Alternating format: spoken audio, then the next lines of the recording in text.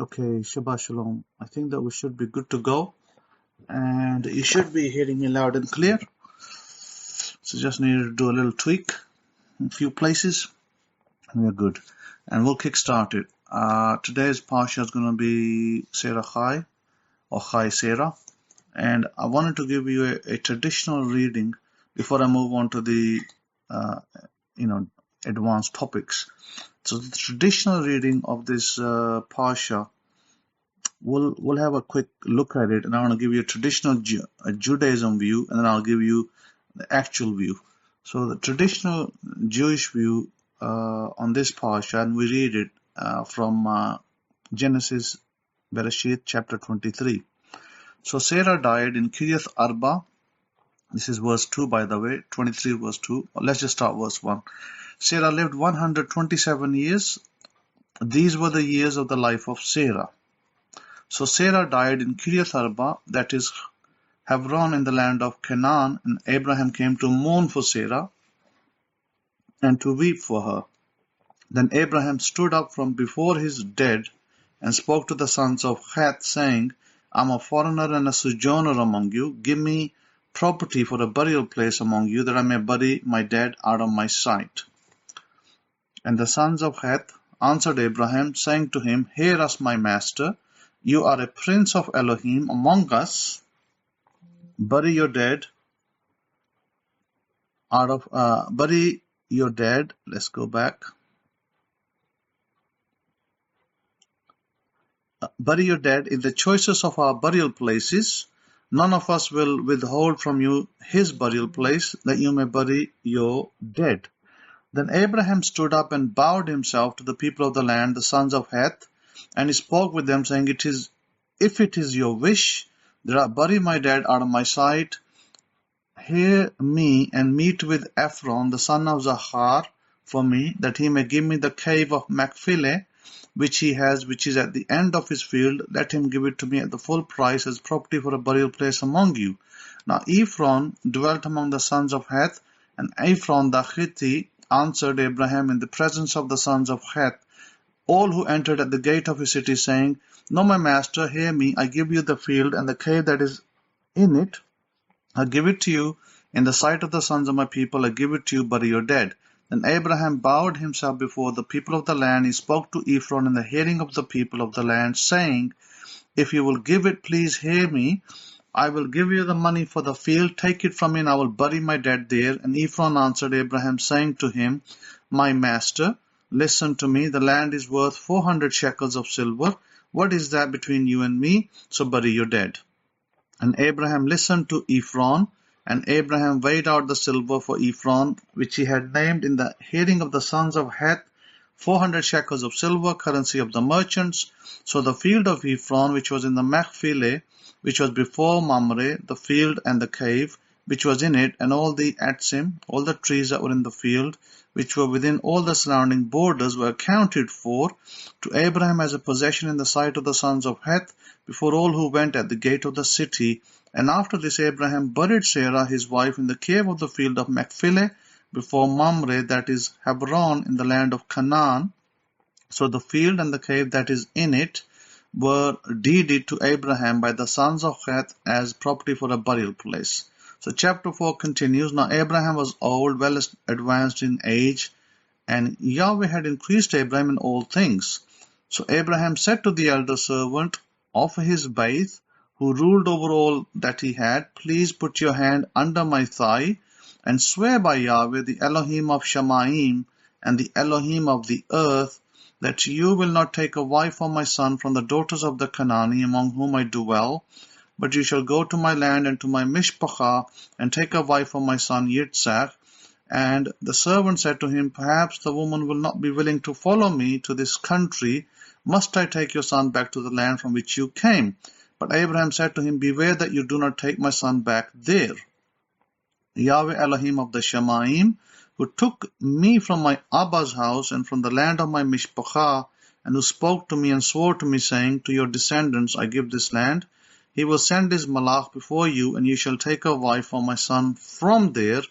And if the woman is not willing to follow you, then you will be released from this oath. Only do not take my son back there. So the servant put his hand under the thigh of Abraham, his master, owner, and father, and swore to him concerning this matter. Then the servant took 10 of his master's camels and departed, for all his master's goods were in his hand, and he arose and went to Mesopotamia, to the city of Nahor, and he made his camels kneel down outside the city to a well of Maim at evening time, the time when women go out to draw Maim. Then he said, O Yahweh, mighty one of my Adonai, master and father, Abraham, please give me success this day, and show unmerited favor to my master Abraham. Behold, I stand here by the well of Maim, and the daughters of the men of the city are coming out to draw Maim, that is water. Now let it be that the young woman to whom I say, please let down your pitcher, that I may drink, and she says, drink, and I will also give your camels a drink. Let her be the one whom you have appointed for your servant Yitzhak, and by this I will know that you have shown loving kindness to my master. And it happened before he had finished speaking that, behold, Rivkah, who was born to Bethuel, son of Milcah, the wife of Nahor, Abraham's brother, came out with a pitcher Abraham's brother came out with her pitcher on her shoulder. Now the young woman was very beautiful to behold, a virgin. No man had known her, and she went down to the well, filled her pitcher, and came up. And the servant ran to meet her and said, please let me drink a little Maim from your pitcher. And so she said, drink, my master. Then she said, quickly let her pitcher down to her, and gave him a drink. And when she had finished giving him a drink, she said, I will draw Maim for your camels also, until they have finished drinking. Then she quickly emptied a pitcher into the trough, ran back to the well to draw Maim, and drew for all his camels. And the man, wondering at her, remained silent, so as to know whether Yahweh had made his journeys prosperous or not. So it was when the camel had finished drinking that the man took a golden nose ring weighing half a shekel, and took two bracelets for her wrists weighing 10 shekels of gold. And he said, whose daughter are you? Tell me, please, is there room in your Abba's bait for us to lodge? And she said to him, I am the daughter of Bethuel, Milcah's son, whom she bore to Nahor. Okay, so I will stop here so that I can just briefly explain to you what exactly is going on. But before I do, let me just quickly do something here. Make sure everything is on par, on course, and make sure my recording is working. Yep, recording is doing well. It had for some reason become really slow, and so I was having problems. Okay, now it's okay. So Shabbat Shalom to all of you who are in the room, and Tada, and welcome, and thanks for coming. So there's a lot in that text, and I want to paint you two different pictures. The first picture that I want to paint you is traditionally what's believed in modern Judaism, which is this, that Abraham's wife died at that particular age, as the Torah mentions, and then they will say that she was 100 and as it says here, that in chapters 23, 27 years old, and she died. And then they say that Abraham commanded his servant. Note the emphasis on servant, not son. Actually, Eliezer was Abraham's son. They don't say that. They say he was a servant, and he commanded him to go to his relatives in Mesopotamia, Iraq basically, and said that go get a wife for my son. And of course, here they also said, don't take my son there, and don't marry my son in the people in the land. So, and then, part of the burial is a straightforward conversation, absolutely straightforward. There's nothing special in that conversation. The conversation that Abraham has with the people of the land. But what happens is that almost, every Jewish rabbi that I've heard of will put a sinister touch to it and make it sound real sinister, like something really bad was happening and they were not willing to give their land or something to Abraham's burial plot. Because that's what happened, in the ancient times. you would have to have a burial plot for your family, and there's nothing actually special about that. This is very common that it occurs in the East, that you have a burial plot that's allotted to your family, a small plot of land. In the ancient days, of course, it was like a cave, and they would bury their dead in the and they would put their dead in the cave, and they would leave them in the cave for 1 year, and then they would take them out after 1 year, and they'll look at the bones and everything. They'll gather the bones of the dead, and they will put them into a little jar, a clay jar, and then they would put that jar back to the same place. So, in other words, these days when you bury the dead, you bury them under the ground and you never look back. That's the last you see of them. But in the ancient times, it wasn't like that. You would actually bury the dead, and then you will go back into the cave, and you'll take the bones of the person, the dead person, and then you will put them into a jar, like a large clay pot, and you would then store it there, because that's how they were managed to bury a lot of people in one cave. I mean, how did you bury Adam, Eve, and everybody else, Jacob and his family, Isaac and his family, all in one cave? How is that going to happen? This is how it basically happened.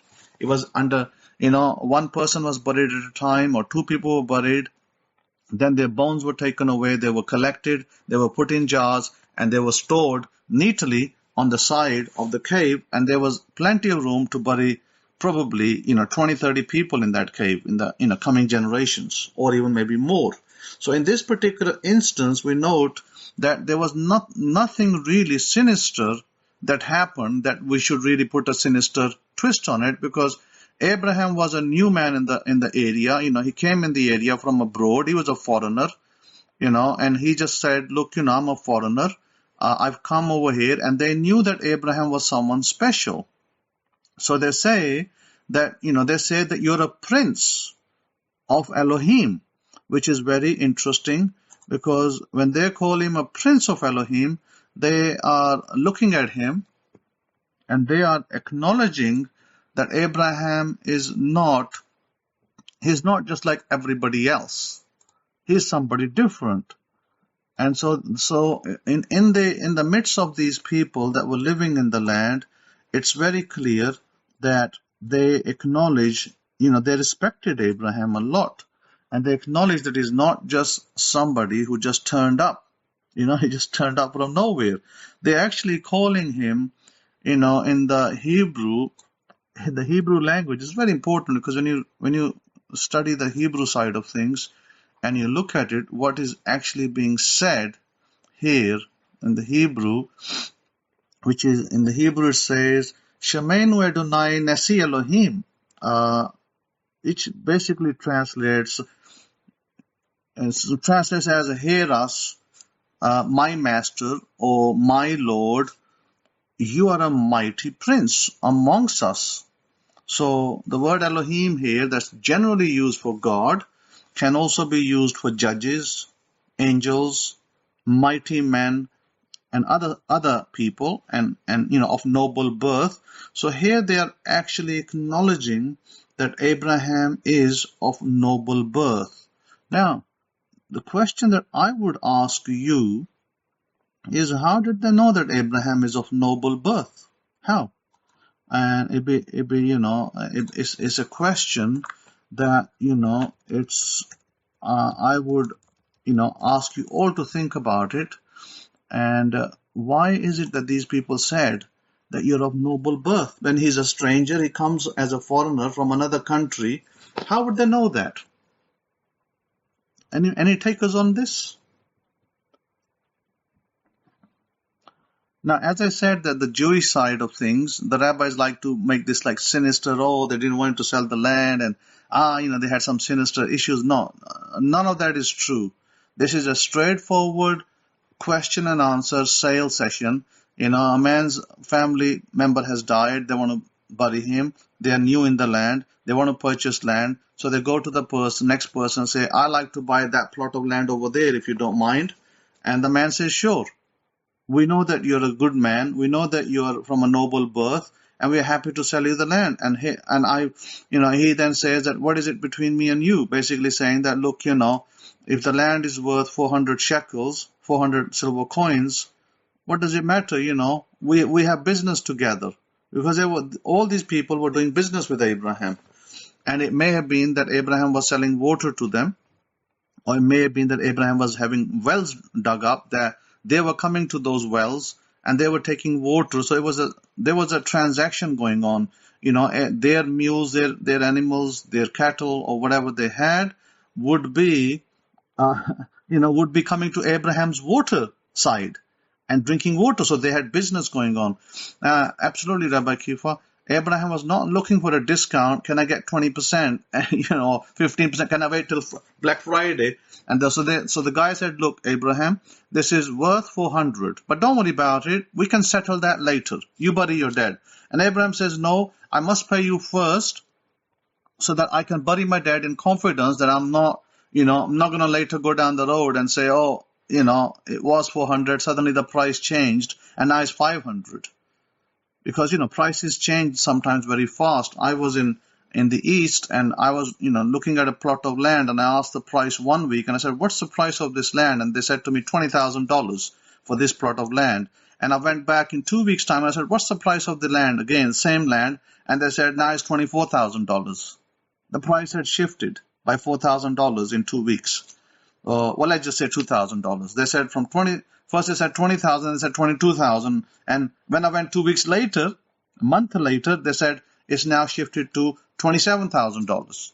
So you see how the land prices in the East, this is happening in real time, by the way. This is something that I was shocked when I looked at it. I thought, my goodness, prices is shifting within weeks. So you need to go back to that same model in the Bible, which is a book from the Eastern people, and the price shifts. So if Abraham buried his wife in the cave and come back to this man he's purchasing the land from and said, hey, Ephron, how much do I need to pay you? And Ephron might turn around and say, Abraham, the price last week was $20,000, and this week is gone to 25. So then it could cause a dispute. So Abraham wanted to make sure that there's no disputes. Oh, I can believe that, Rabbi Zakaria. With coronavirus, I don't know, something about coronavirus, everything seems to be going sky high instead of sky down. So, having said that, my point is, why did these people say that you are a son of a noble or a master among us? Remember, they said you're a lord among us. A lord term in England is only used for people who have plenty of land, money in the bank maybe as well, businesses. So that term in English vocabulary is usually reserved for high gentry, high people. In America, my sojourn in America that I stayed there 5-6 years, while I'm still, of course, technically there, but not there, but I'm technically there. It's my country. But what I'm saying in America is slightly different because, you have farmers over there who own plenty of land. They might own 40, 50 acres of land, but they're not called by the title Lord. They might still carry the same names that they have. So, in modern times, those titles haven't carried. They don't say he's a Lord, or they don't say he's a master of anything. And Rabbi Kefa is saying that Abraham's father, and now we're going back to Abraham's father, Abraham's father had high status and Sarah was a queen. Okay, yeah, that's great. Today for that, Rabbi Kefa. So what I want to point out is a number of anomalies in the text, which I don't think the Jews are going to, the present modern rabbis, because what they do, they turn this around and they make a real sinister story out of this. Oh, Abraham, they're trying to cheat Abraham, and Abraham paid up front so they don't get cheated. No, none of that is true, actually. None of that is absolutely true, because in the East, everything that happens in the East happens by word of mouth and happens by tongue. So basically meaning that if I went to a man today and I said to him, I'm going to give you $20,000 for your plot of land, and I come back a week later and the prices have skyrocketed to I don't know, $5,000 up, and now it's 525. He might say to me that, Simon, the price has gone up to 25, but I will turn around and say, but we agreed 20, so that's what I'm going to pay. And usually what happens is when you agree a price in the East, you put a small amount of price down. They call it a token. You put a little token down, might be $1,000. You put a little token, and after that, you get a little paper that says, Mr. Simon has paid $1,000 towards this plot of land, and you kind of lock the sale price in. And once you lock the sale price in, as Rabbi Kefa is saying as well, once you lock the sale price in, it wouldn't matter if the price has risen $5,000 a week later, you will still pay the sale price that you locked in. So this is what Abraham was doing. Abraham wasn't trying to get cheated or cheat anybody, or vice versa. And the people of the land were not trying to cheat him either. They were simply telling him that this is what the price is worth today. And, if you're happy with it, we can agree to the sale and you can pay us later. Nothing sinister. Absolutely nothing sinister there. It was just a straightforward sale of, word of mouth, because they understood that Abraham was a prince, a lord, or a master. Now let me tell you what master he was, because you see, here everything shrouds in mystery. But we don't need to shroud it in mystery, and I'll take you right back to Abraham's roots. Abraham came from the Indian subcontinent, was called the Asian subcontinent. His entire family had come from the Asian subcontinent at whatever, turn of the century, 2200 BCE, and they had settled in what today we know as southeastern Turkey. And then later, his family had ties. His family had ties in Iraq, modern Iraq, which is known as Mesopotamia in the ancient tongue, or between the two rivers, Tigris and the River Nile. And River Euphrates, not Nile, River Euphrates and Tigris. And so then if you move forward, Israel, Abraham's father, because he was one of the chiefs in the military, and he had connections in Israel already. He already had connections in Israel, and I think it was one of my books when I wrote that Abraham's dad, his father, his wife, maternal side lived in Israel, in Bethlehem. So that's something that nobody talks about, because they don't know, or they don't want to acknowledge it, that Abraham's father had more than one wife. He had two wives, in the north and in the south. And the wife in the south was in Israel, which is called Bethlehem, and the wife in the north was in the region of Iraq, where they shifted. Before that, they were in Turkey. And of course, everything that Abraham's dad was doing goes back to Genesis chapter 10. And if you go to Genesis chapter 10, you'll find that the person that is mentioned there is Nimrod. So Abraham's father was working for Nimrod. It's called Nimlot in some writings, or Nimrud. But this Nimrod character, yes, he was a general or a important officer in Nimrod's army, and he held some kind of priesthood in the army as well, because he was also maintaining the temple of Nimrod. Now that means, let me tell you why. Now see, we need to go back to India for this. Abraham's family was from the Brahman caste. The Brahman caste is today, if you ever go to India or look up on the internet, you'll find that they are the priesthood caste. They're the priesthood. Now, because they're the priesthood, that is why the father, who was also a Brahman, would be managing their temple, or their whatever it is down there. It's a high caste in India, right? True Joy Ministries. Brahman caste is a very high caste in India. So when these people saw Abraham, they were not just saying out of, oh yeah, he's a nice man, we know him, he's a great guy, Abraham. the people of the land in Israel, they knew that he was a Brahman caste, a priestly caste. That was considered top caste in India. And India was a very well-known country in the ancient times. And because, India, you find that India ruled areas today that you don't even hear about. India ruled Arabia, India ruled Egypt, India ruled quite a few countries in the past. So therefore, and India had the ancient tongue, Sanskrit, which Abraham probably knew perfectly, better than most of Indians today.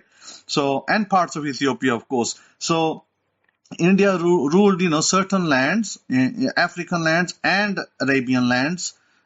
Apart from that, India even had North Africa under its hood, because North Africa was ruled by India as well at one time, including, by the way, some other parts. So therefore, question was that who was Abraham? Well, Abraham was from a Brahman family, therefore he'll be from a priestly caste. And so when God chose Abraham, listen, look at how God operates. He chooses Abraham and he says that out of you will come the priesthood of Israel. Isn't that amazing? So out of Abraham, then the priesthood was going to come out, which is obviously yet future. But look at what God is doing. God is actually saying that yes, Abraham is a great man. He will be a great guy, and he will be a great nation ahead. Now, when the people of the land, the Hittites and the other people that were in the land at the time, they acknowledge that just by looking at Abraham, and they say you're a master. What does it mean you're a master? That means Abraham was a guru of sorts. What you call it today, an Indian guru? Abraham was a guru of sorts, meaning he was very wise. He knew how to manifest things, and people came to him for help. People came to him to ask him, how do we do this, Abraham? And Abraham will sit there and tell them, this is how you do it. So how do we know this from the text? How do we deduce this from the text? Very, very, very simple, because if you're from where I am from, then you will know that certain words in the text point that out. But if you lived in the West all your life, then you will not be able to find this. It will be like foreign information for you. You will never understand it until somebody like me turns up and says, no, this is how this is, and this is what it means by these words. So we can go back to the text and we can look at the text, and it says Sarah lived 127 years. There was the 3 years of these were the years of the life of Sarah. So Sarah's age is qualified, and the age qualification 127. If you look at it, 7, 1, 2, 7, 7 and 2 is 9, 1 is 10. So you add the three numbers, you get the number 10. And if you remember, the number 10 is very important in the Bible. It's like the 13 attributes of Yahweh, but then you have the 10. You have the Sephirot tree with the 10 attributes, the 10 qualities. And so we see that this 10, what the Torah is saying, that Sarah lived a complete life. Torah is not trying to point out her age so much, so more than the fact that she lived a complete life. And then it goes on to say that when it says, I'm a foreigner and a sojourner among you, it's trying to tell you that Abraham traveled back and forth where he came from. That means he could travel to Iraq, he could travel to Turkey, even he could go as far as India if he wanted to. So the sons of Heth, they turn around and they answer him that we know they said, hear us, my master, you're a prince. You're a prince of Elohim among us. So they know that Abraham has special powers. Now, where did he get those powers? Obviously, those powers were passed to him from his Indian ancestors. Whoever they were, they passed those powers to Abraham. And then Abraham, stands up and he bows himself to the people of the land. And then he speaks and says, he wants to bury his dead out of sight, etc. And he does all of that. And so we follow. But the preceding chapter 22, in verse 23 says, and Bethuel begot Rivkah. These 8 Milcah bore to Nahor, Abraham's brother. His concubine, whose name was Ruma, also bore Taba, Gaham, Tahash, and Machat. Now, in 24, it says Abraham was, no, not 24, it would be in 25, I believe. 25. You're going to find this disjointed. Let me explain to you how it's disjointed. See, in 24, chapter 24, you read, it says Abraham was well old and well advanced in age. And Yahweh had increased Abraham in all things. So then Abraham tells his servant, who's actually his son, he tells him to go and find a wife. We'll look at that in a second. But let's go to 25. 25 chapter says that Abraham married another wife. It says Abraham married, Keturah and had 6 sons with her. So what's this? So what is this disjoint? Meaning in one chapter earlier, Abraham is suddenly old. And the next chapter, Abraham is young meaning that he's able to produce 6 sons again. So the way the modern rabbis, they take it, the modern rabbis will say, Abraham married another wife after Sarah's death. And that's how he produced a son. Well, if he did, then we have a problem, because in chapter 24, it's saying that he was old man. Well, how is an old man going to produce 6 sons and daughters, of course? How? It couldn't happen. So my point is that here the Torah is not a chronic, it's not in chronology.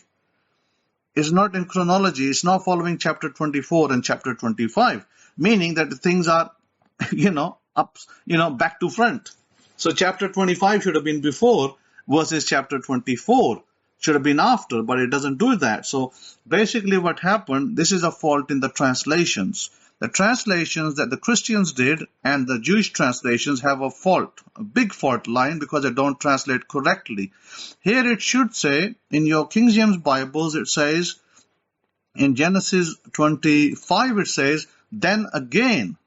It uses the word then again. Abraham took a wife and her name was Keturah.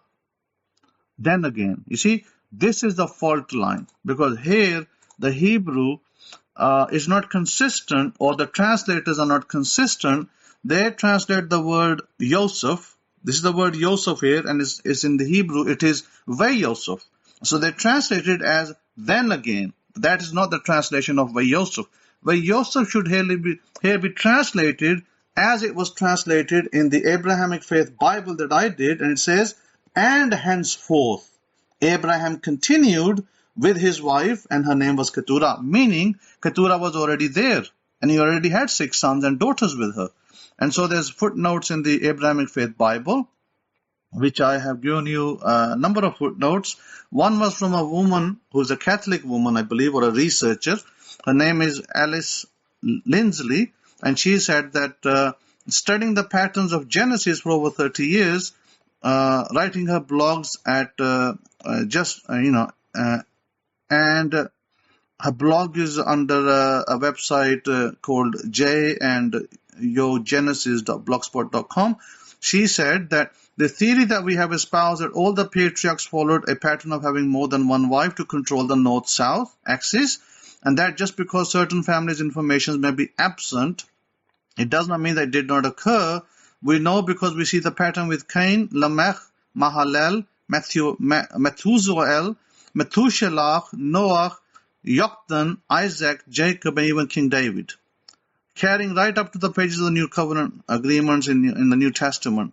So the reason why I gave Alice's name here is because she was a researcher, and she simply said that this wife of Abraham wasn't a new wife, and I already knew that. So I basically, on top of that, I used that as a researcher's note to say that Abraham's wife, Keturah, wasn't actually a third wife. She was actually a first. I actually went further, and I explained in my book, one of my books, I believe it might have been the book called, I think it might have been, I'll have to look up the titles of the book. But in the book I stated that this particular information explains to us that our forefathers had a wife in the north and a wife in the south, And in this particular instance, Abraham's wife Keturah wasn't on number 3 as the modern Jewish rabbis would like to believe and teach, but she was actually number 1. And so a lot of people might say, hang on a minute, how is this woman going to be number 1? And it's very simple to understand. It's all in the making, because if you see, here we now got to go back to Genesis chapter 10 and start connecting genealogies. And there is a genealogy in Genesis chapter 10. There is a man there called Joktan.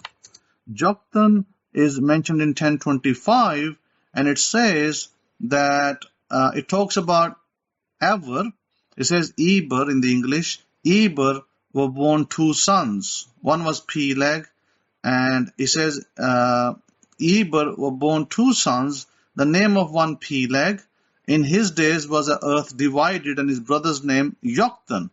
So this Eber, this is talking about after the flood, how the earth was divided, and it talks about this split. But this man Joktan is actually mentioned in the Arabic writings as well. His name is Qahtan in the Arabic writings, which not a lot of people probably don't know. And Qahtan, by the way, was the father. Listen to this. He was the father of Keturah. Now, he is actually the first Arab man mentioned in the Torah. Now, you're not going to find this information with many so-called Jewish rabbis in the modern world, because they don't even know this information. Or if they know it, they'll probably bury it somewhere so they don't tell the people. So, because, they want to taint the Arabs as bad people. And that's just not true. So we see this, that these things occurred. And so if Keturah is Qahtan's daughter, she's Joktan's daughter, what's she doing being Abraham's wife? Because Sarah is supposed to be married to Abraham, right? But the truth is that Keturah married Abraham first. He already had 6 sons and daughters. Daughters are not mentioned in the Torah, but we know they are there. Because the wording that is used when it says that God blessed Abraham, the word blessing comes from the fact that a man has sons and daughters, and the word blessing is always used for daughters. Why? Because in the East there is a belief that is even today carried in the Islamic tradition, in which Muslims believe that when you have a daughter, it's a blessing of God. And by the way, that comes from the Torah. So this is true.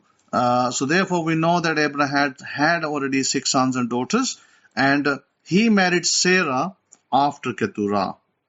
And Sarah, by the way, was the wife in the south with Abraham. And Keturah. Keturah was a wife in the south with Abraham, and Sarah was a wife in the north. That's the split between the north and the south divide with Abraham. This is why Abraham already had knowledge of Israel, although he may not have been here a lot of the times. Maybe possibly his father brought him here when he was maybe a little baby or a kid, because his father had a wife in Bethlehem. So, and yeah, Noah and Shem were his teachers, absolutely. Abraham was a student under Noah and Shem. So it's very interesting that how these dots connect together with Abraham's family, and how we, reach these understandings.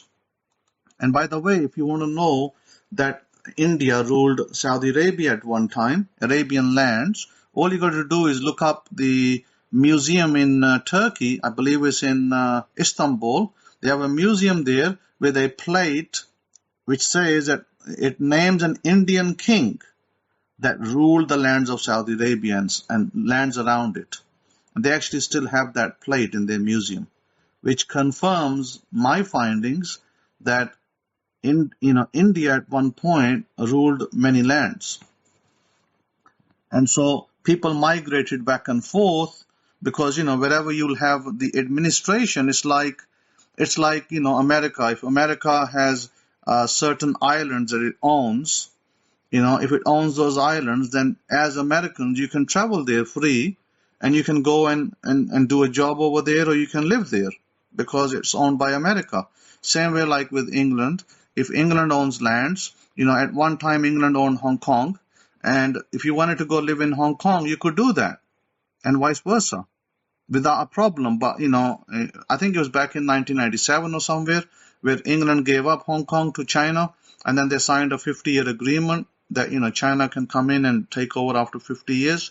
But of course, 50 years are not even up, but China took over. So now we got all these things going on in Hong Kong with protests and whatnot.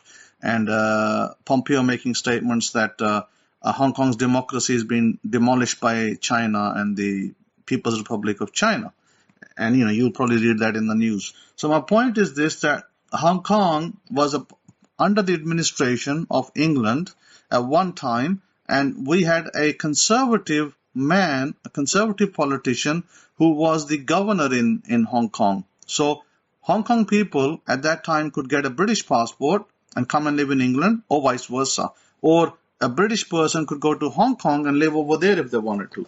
And there would be no problem. There would be no issue. Like that, America has, different areas or different parts, different islands, and that they own. And so if you decide to go live there as an American, sure, no problem. This is how India was when India had different areas of administration. And if you wanted to live there, then you could go and live there. It'd be absolutely no problem. So this is what we find. So what we are finding is that Abraham's family had connections going back from Iraq to, Turkey, and even back to India. Yeah, Eddie, that's a great question. Why was Sarah's child chosen over Keturahs for the Torah? The reason is very simple, because Sarah was a wife in the south. Keturah was a wife in the south. Because Keturah was a wife in the south, southern wives, they were never chosen, their children were never chosen for leading the nation. They were always kept for inheritance purposes. Like Abraham had lands in the south, so his wife and children would have to look after those lands. And you'll find in history, if you ever go back and check, you'll find that the southern Arabian lands, all those lands belong to Abraham's sons. And the Arabic people know that today. So Sarah was I would say Sarah was the third wife of Abraham. Not the first, she was the third wife. And she was a wife that I call the princely wife, meaning she was from a royal bloodline, and her son would become the prince in the north, and the north connected them to becoming prophets and seers and high administrators. That's why. So that's why God promised Sarah a son. He didn't say to Keturah, I'm going to give you a son, because Keturah is hardly mentioned in the Torah, only mentioned by name once. After that, you don't hear anything about Keturah. But for Sarah, her name is mentioned quite a few times, and God makes promises to Abraham that I'm going to give you a son, and no, it's not going to be Ishmael, because Ishmael is born in between. Whilst God makes a promise to Sarah, Sarah gets a little I don't know, she's a little upset that it's been 10 years. 10 years is a long time, maybe a little bit more. And she says to Abraham that maybe you should have a son with another woman. And so she gives Abraham her maid. And so Abraham has a son with the maid, and we get Ishmael coming out. But by the way, all the Arab nations are not from Ishmael. They actually are from Joktan. And only some Arab nations are from Ishmael. So having said that, they're not all Ishmaelites as wrongly taught. So Abraham has, a lot of these Arab people, they belong to Abraham's lineage. They're his sons. So this is why you're going to see this. This is why what you're seeing today, you're seeing that the Jews are making peace treaties with Muslims today. That's why, because they're cousins. And no one can stop that. That's just in the bloodline. No one can stop it. And, other nations will probably be part of it, but they cannot stop it. So this is why. So usually you see, because these wives in the north, and this doesn't just apply to Abraham, this actually applied to Jesus as well. Yes, Ishmael was a Hebrew. He was actually a believer of Yahweh. So it was later his children, his fourth son, Kedar. Kedar was the fourth son of Ishmael, and through his line, you get the Muslim prophet Muhammad, who the Muslims follow. That's basically that line. And so, having said that, it's and Eddie, you're asking, is that why Turkey is a source of the opposer who will fight the Jews because they're not Arabs' cousins? Not quite like that, but they will fight the Arabs. The Turkish people will fight the Arabs because they have no connection with them. Turkish people are from the son of Japheth, and so they will always have a problem with the Jews as well, because if you classify the Jews as Shem's sons, then yes, they will have problem with them too. So that's how that works. So you can see how interesting it becomes. And then when we go forward and we find that after the death of Sarah, Abraham sends his son, who is called his servant, or he actually should be called his heir at that point, because again, the language, you can translate the Hebrew words into several different ways, but most translations don't do that. So you end up thinking that Eliezer is Abraham's servant, is actually his eldest son, and he was from the wife called, what was her name? I'll have to look it up in the Torah. Go back, and in one of those where Abraham is pleading with God and saying that Mashech, his wife's name was Mashech. Mashech was the wife of Abraham as well. You call her a concubine if you like, and she was the one who gave birth to Eliezer. And so Eliezer it becomes a son of Mashech, and Mashech is, by the way, there's only one hidden mention of Mashech, and you don't hear much about Mashech after that, because she has no role to play. Her son has a role, who's Eliezer, but she don't.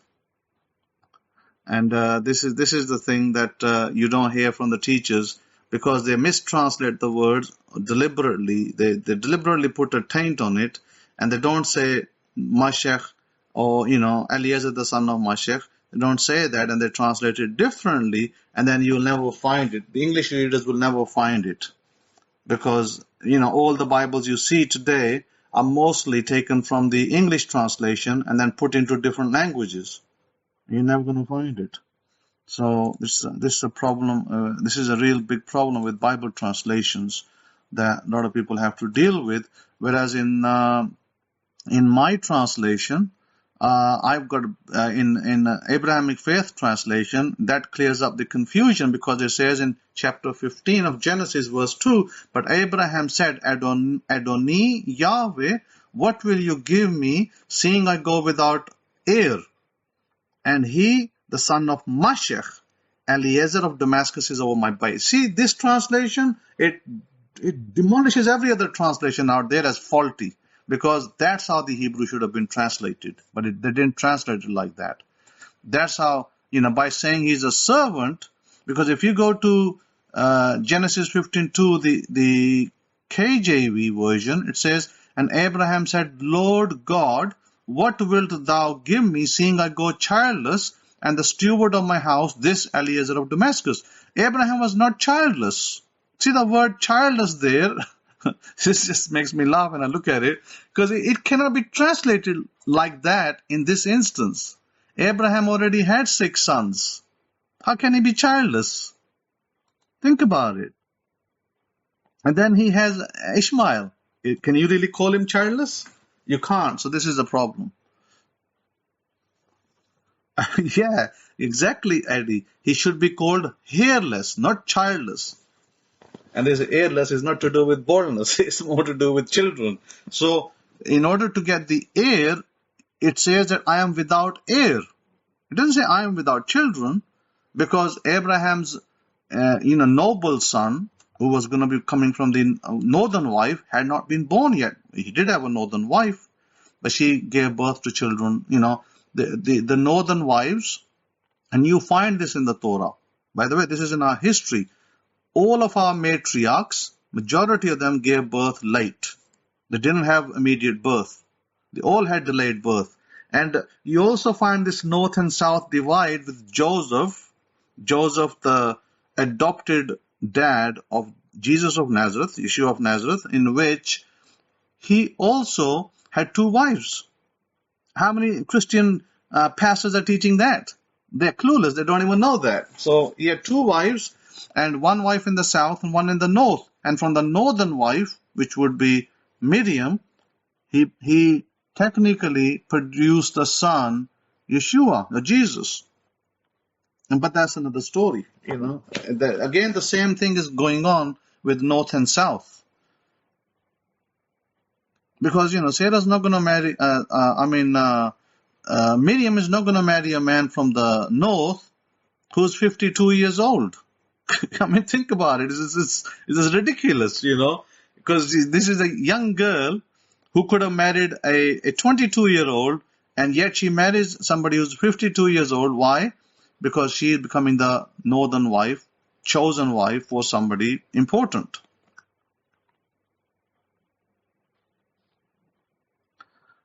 So what you're saying, Eddie, you're asking is, what would it mean if Abraham never had a Isaac? Culturally, he would not be permitted to select a son as an heir, or that if he did, they would not be accepted, or is it more spiritual? No, it's culturally, Abraham's southern wife's sons, they would become the heirs of the land. But as far as prophethood goes, because God had chosen Abraham as a prophet, now you've got to go down that route. He had chosen Abraham to be father of nations. So you cannot now have a father of nations and not give him a son that is meant to carry on that legacy. That's the issue. It's an issue of prophethood, because Abraham's son, future son, would be the legacy to his authority that God gave him, and then he would become the progenitor of the Hebrew people, the Jewish people today. And without having that progenitor, Keturah could not become that progenitor. She already had sons. She could have been technically called Jewish as well, because she lived in Israel. But that she wasn't chosen. She was a wife in the south. The wife in the north was chosen. And this is a very complicated subject. This will take hours for me to explain the Eastern theologies over here, why Eastern people do that, and why these things have carried on like this. And even today is true. So suffice is to know that it is both a spiritual and a prophetical issue. Without Isaac, there would be no prophethood to continue, because Ishmael could not continue that line as effectively as Isaac's children. Because remember, Ishmael also had a prophet down his line. The Muslims' belief system came from Ishmael's son. So it's a bloodline issue. So it's not that Ishmael's sons couldn't become prophets. They could, but they could not, they could not do this chosen people thing, because God had chosen certain people, and God wanted to make sure that chosenness is not diluted. So to give an example, I was having a talk with my daughter last night, and I was telling her that she is a pure bloodline. And my daughter didn't know this till I told her. I said, you will never get coronavirus. I will never get it. You will never get it, because you belong to a priest. You are the daughter of a priest. And I said, we are pure bloodline. But if we dilute our bloodline, by marrying into, I said, if you marry outside of the family, then your bloodline will dilute. Then your children can get, these kind of diseases, but you are protected.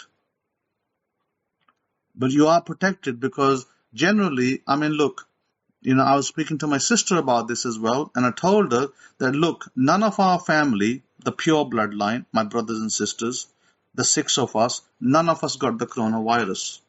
Yet one of my sisters is probably more in danger than anybody else, because she's got huge issues, health issues. She should be the first one to get it, but she didn't get it. Even though she serves customers, she owns a store and she serves customers every day. She's customer facing. How come she don't get corona? Because it's a bloodline thing. So I was explaining to my daughter that we have a bloodline thing going on, and if we dilute our bloodline further, then we will lose that, because part of the family, in my cousin's family, they have diluted their bloodline. They are no longer a pure bloodline, and their children are getting coronavirus. Whilst my family's bloodline is the only bloodline that is left pure, my personal family. Apart from my brothers and sisters, if I go outside of that, I don't find a pure bloodline any longer. They're all mixed in all over the place. So we didn't mix. So this is the thing. My first marriage was with a cousin, so we didn't mix. That's why the bloodline didn't mix, and the daughter came from the first cousin. Hence why the bloodline did not get mixed. Now the thing is this, that my blood, if I marry a woman outside of my bloodline, meaning that she's not a Levite, she's not from a tribe of Levi, then like I go to Pakistan, I got a wife there, so that would mean that my bloodline, it's not going to thin my bloodline. It's not going to thin it, because my bloodline will still remain intact, because my children will still be Levite and they'll still be qualified as for priests. Even though I didn't marry a woman from the same bloodline. Why? Because she will adopt my tribal lineage, and any children that are born in this union, they will also be Levites. That's how the Torah takes it. It's always from the father's side. It's not from the mother's side. And I was speaking to my brother last night, who actually is married to a Jewish woman, and I was telling him that you are married to a Jewish woman. I said, what are the chances of you in our family marrying a Jew, that you come from the East? What are the chances of that happening? I said that probably the chances are nil. You know why? You married a Jew? Because God did it for you. Because we have a pure bloodline. And he says, yeah, probably that's true. So my point is this, that, in our family, this system happened, and it's just incredible because, my second brother is married to a Jewish woman who has a Jewish mother. I said, Israel today demands a Jewish mother, which is not part of the Torah. I said, if your children went to Israel, he has 2 children. I said, if your 2 children went to Israel today and said, we want nationality, Israel cannot refuse them nationality, because they have bloodline of a mother and a grandmother that's Jewish. Documented, by the way. Documented. So I was explaining to him, and he was like, yeah, you're right. But you see, this is the thing. And I was telling him that I told him all this religion is malarkey. It's all BS. Really, I said, when we come down to nuts and bolts, we should follow the wisdom of the Torah. And I said, when we have God within us, what do we care of what people do and what they follow? And he says, well, yep, you make a point, and we left it at that. So this is the thing. So with that, we are dealing with bloodlines over here, and bloodlines, it gets very confusing.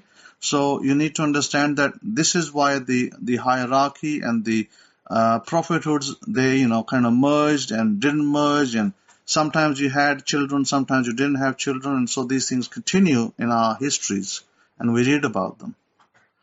So this is all very interesting. When you follow these bloodlines, you find it very, very interesting. You find that Eliezer, when this girl comes, and some of the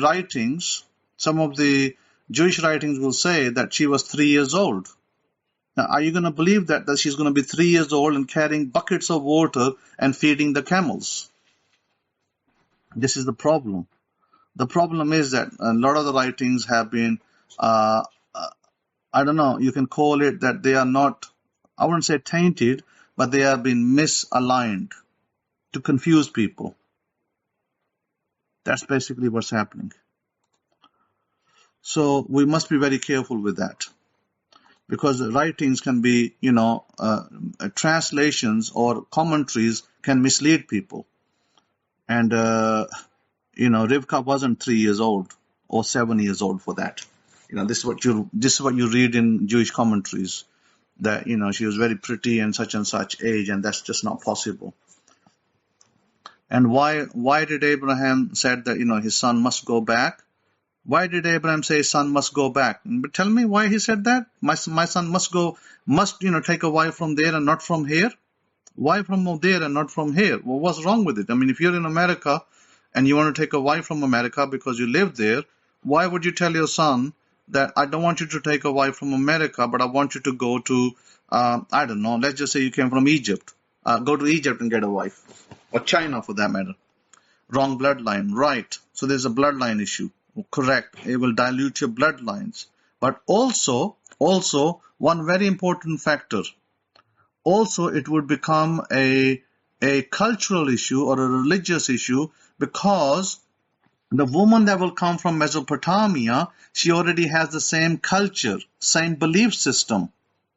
And if you took a woman from America, she don't have that belief system. She follows Jesus. But the woman from Mesopotamia has every knowledge of Hinduism. So who's Abraham going to choose then? That's why.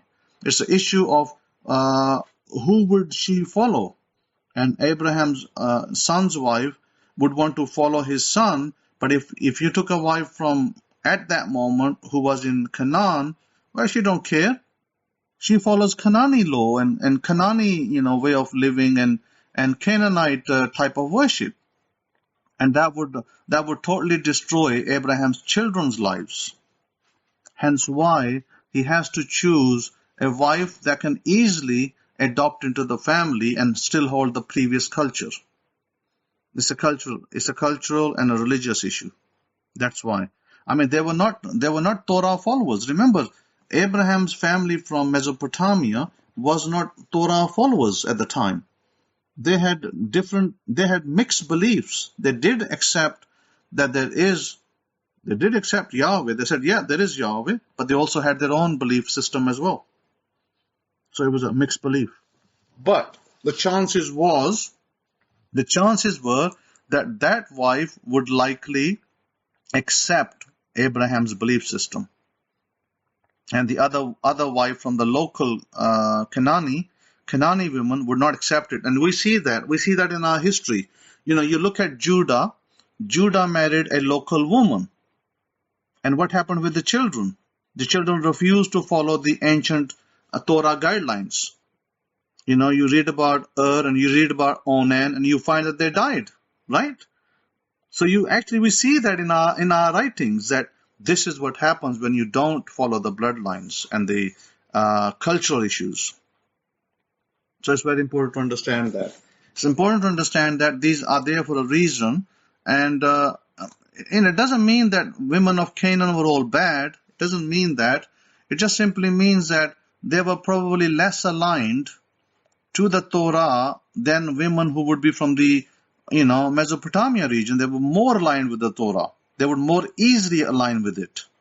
If I marry a woman in the East today, my wife would more easily align with Torah than if I marry a woman from the West. And I've already experienced that, by the way. My wife from the East, you know what she tells me?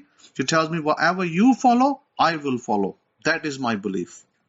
I think that explains it all. And what does the one from Westwood say? Well, I follow Jesus, and you have to follow Jesus, or is my way or the highway. So this is what you will find in the Western world, and that's because that's their local belief. And you can't argue with people's local belief. I can't go around fighting with every woman and saying, I got to change your religion. I don't need to do that. So you can't change people's belief systems, their culture. What they have, you got to allow them to practice that, because, we understand Jesus, Yeshua, from a different perspective. We understand what he is and what he is not. But the Western world theology is totally tainted and totally misleading. We know that Yeshua taught a lot about manifesting law. But churches don't even teach, they don't even realize that, and they don't teach it. So you get nowhere with the churches. If you talk about the manifesting law, they'll probably show you the door. Out there, there's a door. We only believe in the blood of Jesus, they'll tell you. If you don't believe in the blood of Jesus, Thank you very much, sir. Nice to see you. Bye-bye. So this is a problem. Christians can be very ignorant, and they can be extremely differential. If you don't believe in what they believe, they'll show you the door. If you don't believe in the Trinity, they say thank you very much, bye-bye. Even within Christianity, I have seen so much hatred between Christians, because if one set doesn't believe in Trinity and the other one does, they're going to fight. They can't be friends. I had a man from Pakistan. Listen to this now. This is, by the way, this happened recently. There was a man who has a lot of, he loves the Torah in the sense that he likes Torah more. He likes to believe in that a bit more. Although he's a Christian, but he believes that Torah is great. It has a lot of wisdom in it. He likes to believe in that. But he also is stuck with his denominational views, and his denomination don't believe in Trinity. They believe that Jesus wasn't, the way Christians believe. It doesn't really believe in the same way. But he says that, we believe more that Yeshua was a Torah follower. And so therefore we more align with that. It's like a messianic belief. And so he wrote to he found my student in Pakistan, and he said, I'm coming over from such and such city to your city, and can you please find me a place to stay? Maybe you can keep me for a night or find me another place. I cannot stay with another Christian who is Trinitarian. When I heard that, I was shocked.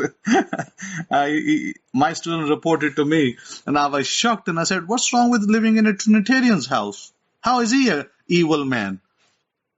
See, this is the level of hatred. So this is a problem that people have to deal with. In the East, people are very, they're very strict about these things. You may not be so strict over here, but I have seen this over here as well, where if you speak in tongues or you don't speak in tongues, get the hell out of here. That's how Christians behave over here too. So anyway, with that, do not sit with Christians who have Trinitarian beliefs. That's what that man basically told my students. So I was kind of laughing about it. But anyhow, I'm going to pass it to Rabbi Kefa and Todah for listening, and we'll take any questions afterwards. Shabbat Shalom. Todah Rabbi HaKohen, if I could be heard, can I get a one? I want to do a quick mic check over here before we get it going. I tell you, HaKohen, you I don't know about the rest of the family, but I tell you, to learn about our pure history is just awesome. It's so interesting to me, because now the Bible is really being revealed to us in such a way. How many of you agree with me, family, and those of you listening via YouTube? This is why it's so very important that you must get those Hidden Truth Engraved Scrolls. And even when you get the Hidden Truth Engraved Scrolls of the Abrahamic-Faith Bible, it's important that you be taught it the right way, like what's being uncovered to us. Because we read in the Hidden Truth Engraved Scrolls all the corrections that have been put in place in the transliteration done by Rabbi Simon Altaf HaKohen.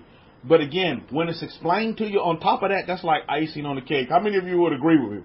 Put up a capital C, because if you for cake, if you know what I mean.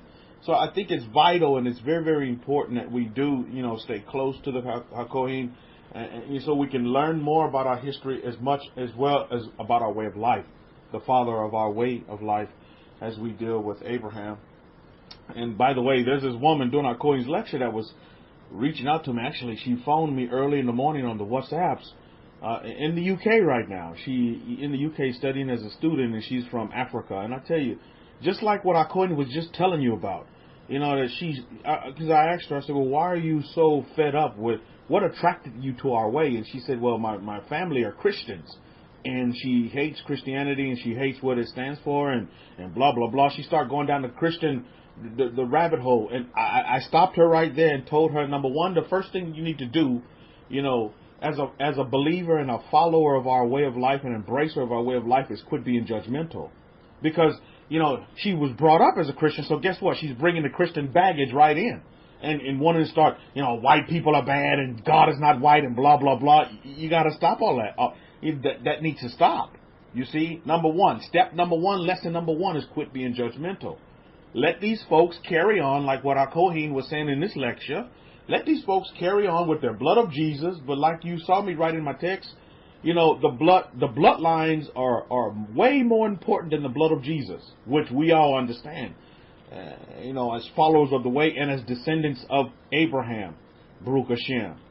Baruch Hashem. So I think it's very, very important that we do understand that. And so we don't want to fall into that trap, you know, in our associations and in our relations, because how many of you in this room, and I want you to put up, let's see, put up R, capital R right now. How many of you in this room right now have friends, family members, or loved ones that are in religions right now? Whatever religion it may be. How many of you? Put up a capital R. If you have relations right now with family members, friends, or loved ones right now that are in a religion, as we speak this day, right now. So yeah, to for your responses, by the way. So it's very important, right, going forward. Now, how many of you have picked up the Christian mantle and done the same thing as Christians do and say, oh, well, because you're this religion, I can't talk to you because you're still blinded and you're following the white man's religion and blah, blah, blah, and blah, blah, blah, and blah, blah, blah, or the brown man's religion and blah, blah, blah, and blah, blah, blah.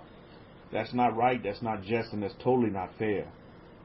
And always remember, as followers of the way, as embracers of the way, is that we're neutral. And more importantly, especially I want to talk to you here in North America right now, with all of this political mumbo-jumbo going on, you know, I tell you what, let's see, let me put this back on real quick.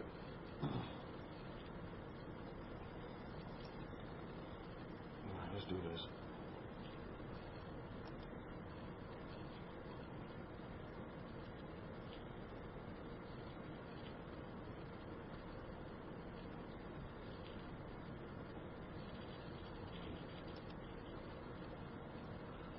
Let's get it back up.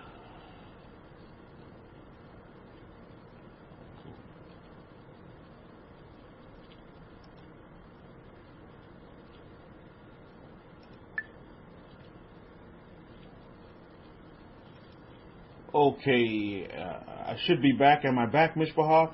With all the political mumbo-jumbo going on right now, here, especially Tadafa that Akohin, Adelia, Lion Princess, with all of this mumbo-jumbo going on here in North America, the political mumbo-jumbo, you know what? You know, actions speak louder than words.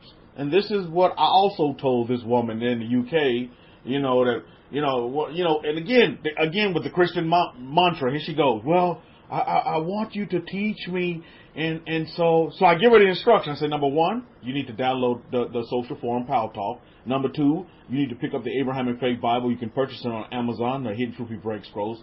These are the first things that you need to do. Okay, then she still continued to say, oh, well, go on. Can you teach me? Can you teach me? It's like she's in a rush to learn, right? And then she goes on and say, well, you know, I want to be taught so when I leave the UK with my degree, I'm going to go back to Africa and I'm going to tell this to everybody. I said, that's again, Christian mantra, right? That you have to go out and you have to apostolize and you have to witness to the world. You see the mentality? And it's great to be able to see through these things. Why? Because we were once were there at one time, right? This is why you should not knock, you should not shun any of these religions. And you should not only sympathize, because now we can empathize with a lot of these folks in these religions, because what?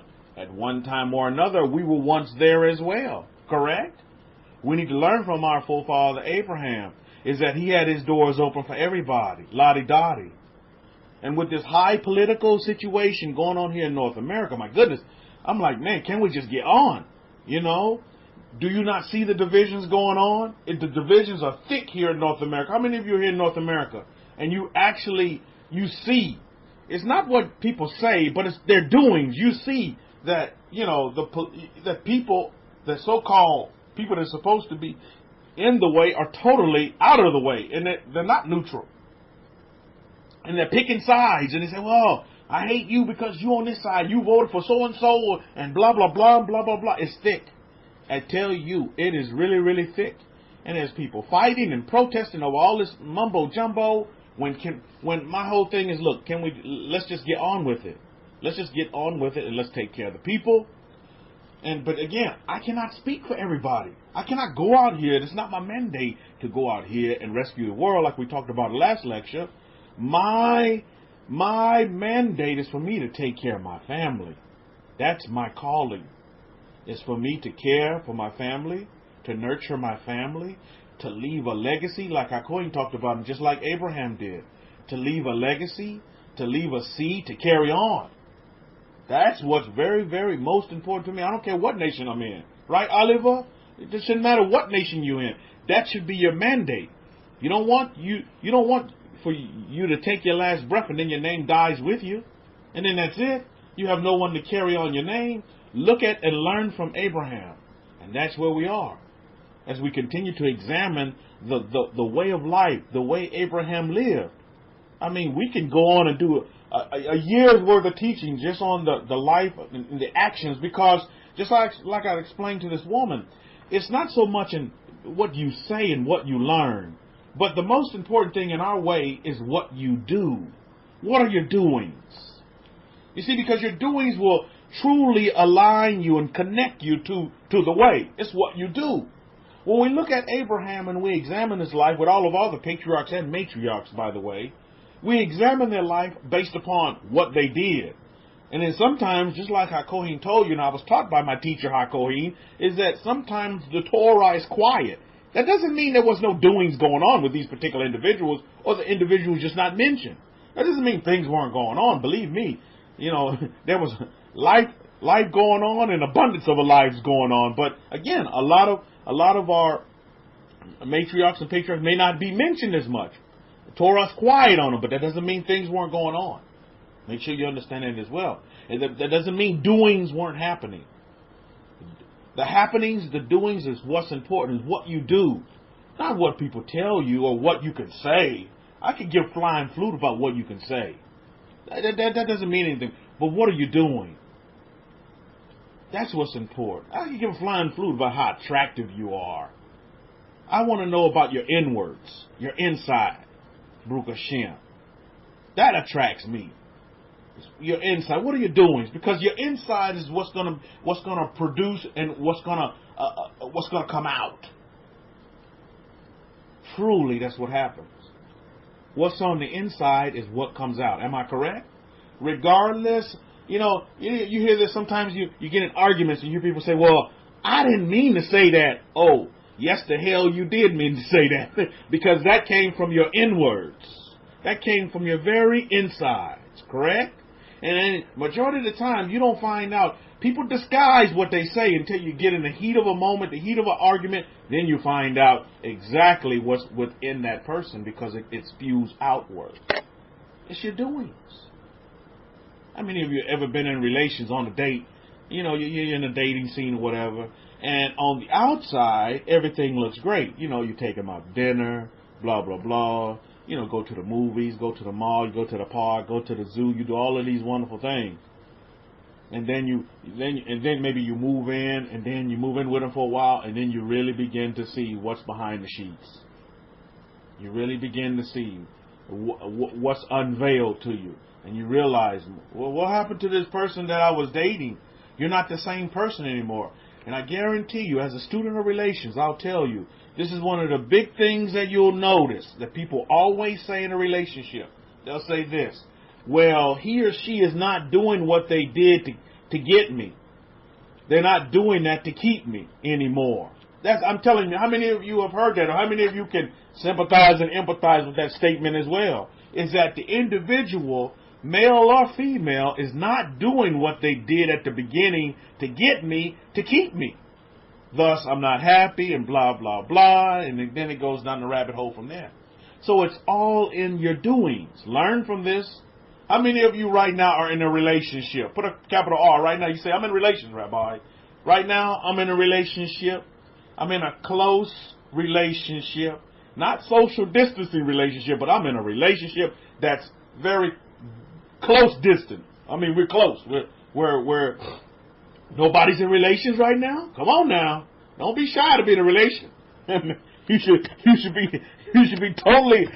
be on cloud 9 in relations right now, or a relationship, because again, we know Abraham had many relationships on many different levels, personal and professional, and prophetic relationships. But again, relationships are key. To for your responses, by the way. So, for those of you who are in relationships, always remember to do what you did to get them, to keep them. And then also add some cherries on top to that. Keep adding cherries on top to even make it even better. You see? How do you make one chocolate bar taste better? Well, it depends. You can add some peanut butter to it and then put another layer on there. Or you can add some marshmallows to it and then make some s'mores. There's many different ways you can add to it to even make it taste better. So one chocolate bar can always taste better. Some of you may like putting peanuts or nuts on them to make them taste whatever is your proclivity. But the thing that I always want you to remember, family, is that we are a family. Israel is a family. And we must understand this. Abraham had a family, and from his family, he is now the father of many, many nations, of all the nations. Many, many nations. And it all started with what? A family. And we see in a family that, sometimes you're going to deal with situations, good or bad. But at the end of the day, you're still a family. Always remember that. And with your family that you're starting, with your family that you do have, if you're starting one or you have one, always remember to be neutral. Yes, lay the law down within your family, but when you get outside of your family, to look at things neutral because, let's face it, outside of your family, when you're outside of your family, it's none of your business, what goes on the outside of your family because you're minding your business. So you must guard yourself against bringing those outside forces within your home, into your sanctuary, into your dwelling place. Those outside influences, leave those at the door when you take your shoes off before you enter your house, Baruch Hashem. You're leaving all of that outside. And now you're in the confines and the security and the protection of your family. In that place of peace. How many of you right now can affirm that you have peace in your home? Put up a capital P. You say, Rabbi, I have peace in my home. My home is very, very peaceful. That's one of the results that comes with being followers of the way. Is that even if you're by yourself, maybe you have 10 children in your house, doesn't matter. But you have peace in your home. And that's one of the byproducts of our way of living. That's one of the byproducts of being neutral. Is that you have peace. Is that you have peace. And you're not here being judgmental. And you're not here causing division. And you're not here, making folks unhappy, but you bring in joy, love, and peace and happiness to everyone that's around you. And that comes in many ways and many forms. Love, joy, and peace with everybody around you. Right now, Sean? That's very, very important to understand as I look at my handsome, healthy, humble, and happy baby boy, Baruch Hashem. And I give thanks. In all humility. So I think it's very, very important that we do understand that it's all about our families. And that we must guard and protect our families. More important than anything else out there. And sometimes you have to lay down the law. Like Nakshan is learning. He's 1 year old, but he's learning about no. He's resisting no right now. But he does understand it. When I put some more octaves in that voice, he understands no means no. He fights it a little bit, but he's getting it. He's 1 year old. And he's coming into those wonderful twos. What they call the terrible twos are wonderful twos in my house. I don't know about you guys. But these things are very, very important for us to understand, is that there's structure and there's order. And as you've seen in the lecture that Hakoim gave us, is that, for our way of life, for the functionality of our way of life to really operate at optimal levels, at levels of infinite abundance, it's very important that we have structure. And I guarantee you, everybody that put peace up, that they have peace in their homes, I guarantee you, all of you that affirm that, is that If I ask you if you had structure in your home, you say, oh, hell yes, Rabbi Kefa, there's structure here. There's order and there's structure. And that's what keeps the peace. Baruch Hashem. That's how you maintain the peace. By having structure. And as you can see with Abraham, and the lecture that Akoin gave us as well, is that there's a structure to and an order to the family. Everybody has their role to play within the family. But the buck stops with the man. That's where the buck stops. But everybody does have their role. Everybody does have some say. Contrary to what Judaism will tell you. Shut up, woman, and just do what I say. No, that's not that's not just right, and it's totally not fair. A woman does have voice. And a woman is held up and lifted up high. I tell you, after seeing the birth of my son and what my wife went through, I didn't think I could love a woman anymore. But you can. There's always room for more love. But again, how did I learn that? Through experience. Watching the birth of my son. Watching my wife for 9 months carry my son. My goodness, Mishpahah. I will always have an affinity and a high respect for my wife, and not only that, for women in general. So I don't understand how someone can degrade, beat down, just totally antagonize women. I just don't get that. Have a high respect for my mother as well, because she brought me into this world. High respect for my father as well. This is why we're told in one of the 10 statements to honor and respect our mother and our father, to lift them up. I'm paraphrasing. We're not to put them down, disrespect them. The Chinese call it this. They always want to save face. They always want to have a good face with their mother and their father. That's honoring them by having a good face.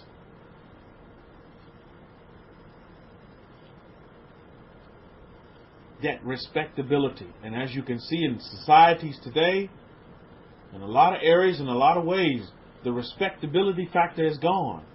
The neutrality factor is gone. They want to make you choose sides. You have to be on this side, or there can be no middle ground. But yes, there can be a middle ground. As human beings, we can all get along and agree to disagree. That's okay. That's a healthy society, when you can agree to disagree. And when you can negotiate, as we see with Abraham, when you can be a negotiator, and make business deals, but negotiate in relations. That's very important. It's that you negotiate. And to negotiate in a relationship, you have to have two sides. You have to hear the negotiating points of one side. You have to hear the negotiation points of another side. And then you have to come together and make a decision. Oh, okay, well, this is what we're going to do. We're going to meet somewhere in the middle. That's neutrality. Many folks don't want to hear neutrality. Like I told you, they want you to choose their side. And if you don't choose their side, then you're wrong. And you're evil. And you're wicked. And you're going to hell. And they plead the blood of Jesus on you and blah, blah, blah. Like with this woman that wants to come in our way. And she's in the UK, so I may link her up with our rabbi there. But first of all, I want to see if she's sincere first. If she's going to go do what she says she's going to do. Or is this just another scam? See, I'm waiting on production. I'm waiting on your doings.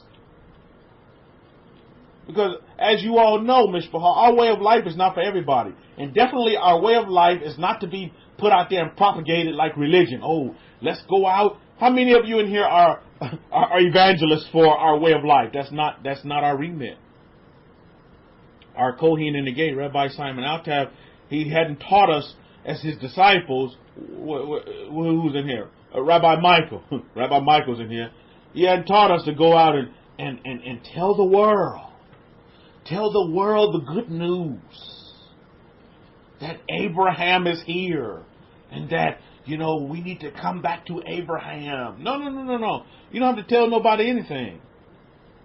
She said, well, I need to go tell the world. I said, no, ma'am. You need to fix yourself. When you fix yourself, you have fixed the world. And that came from the Imhokmah. I texted that in. I was like, wow. When you fix yourself, listen to this, Mishpahah. When you fix yourself, you fix the world. And then you know what her question was after that? Well, Rabbi, how do I fix myself? I just gave you instructions on what you need to do. Download the Power Talk social network to your phone. Number 2, go purchase the Abrahamic-Faith Bible on Amazon. Hint will be break scrolls. This is the beginnings. You are now in the beginnings of fixing yourself. And then number 3, the mandate in our way of living and way of life is not to go out and tell people anything. I never got to the point to telling her this, that, you know, we are light to the world. And when you tell me light can speak to you, then I'll tell you you have a mandate to go speak it to everybody else. Because a light don't speak, last time I checked. A light just does. And it's in our doings, Mishpachah, that we're going to make history. And that we're going to write history. Who with me? Because that's what it is. It's in our doings. What are we doing right now is what is the legacy that we're going to leave behind. Who's with me? Because Abraham did the same thing. Noah did the same thing. Jacob did the same thing. Isaac did the same thing. It was in their doings. Right now, we're reading their doings. We're learning and studying the doings of our matriarchs and patriarchs. Rivkah and her doings. Sarah and her doings. Leah and her doings. Baruch Hashem. You see, you just can't talk to somebody and bear some children. That requires some doing. I'm telling you. With Ashad, I was telling him this other night, like, son, me and your mother worked very hard to bring you into existence. That requires a lot of doing. We didn't sit there and just chat all night long on social media. Listen, I'm talking to you from experience. That doesn't work. And call that a relationship? Now, you know, in the early development of relationship, yeah, okay, chatting is okay. But again, as myself and Hakoim will tell you as well, I'm pretty sure, is that you got to get your gluteus maximus on the ground. And you have to spend time with one another. Quality time. Face to face. Not none of this long distance mumbo jumbo. Because I've been hoodwinked and bamboozled by this long distance relationship mumbo jumbo. And then when you find out, you get on the ground, you find out that Sheila was a man. What the hell is that about? So you've been hoodwinked and you bamboozled. How many of you have had that experience before? Outside of the Kohen and myself. Anybody else? Eddie's 10 knows exactly what I'm talking about. So Eddie's 10 has that experience behind him of having that. So when I'm talking, I'm just not talking to the wall. You see?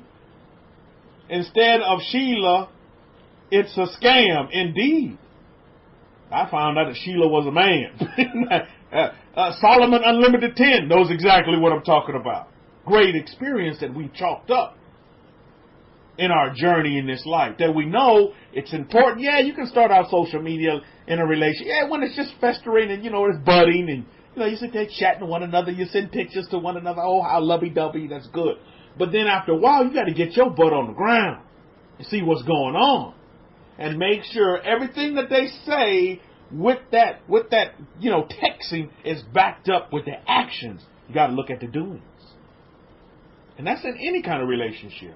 Business deals, you want to look at their doings. Are they reputable? Are there just all these hooks and crooks out there that's trying to make $1 out of 15 cents? These things are very, very vital and very, very important in humanity as human beings, as students of human nature, just as much. You know, can you be a student of the Torah without being a student of human nature? Anybody want to take that one up? Can you be a student of the Torah without being a student of human nature? And I submit to you not, because Torah is life and human nature is life as well. So you get two lives together, they have to come together. You can't have one without the other. There is no Torah without life, and there's no life without the Torah. Think about that for a minute. Because they're synonymous. The Torah was given to the whole world. But again, the Torah is not going to be shoved down people's throat. You'll have the ability to choose.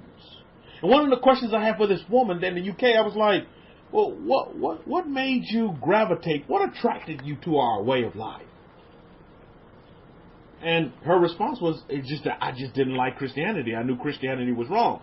and Christians are wrong and blah, blah, blah, and blah, blah, blah. Well, that's the wrong kind of, I see where you're going with that, but again, don't hate Christianity, because there's a lot of people that love Christianity and that are totally happy within the confines of Christianity.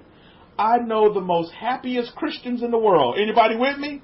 Anybody have friends, family members, and loved ones that are just totally happy in Christianity? Matter of fact, they have peace in Christianity. They have love in their Christianity. So you leave them to it. You can't run Christianity under the bus, because there's a lot of people that love Christianity.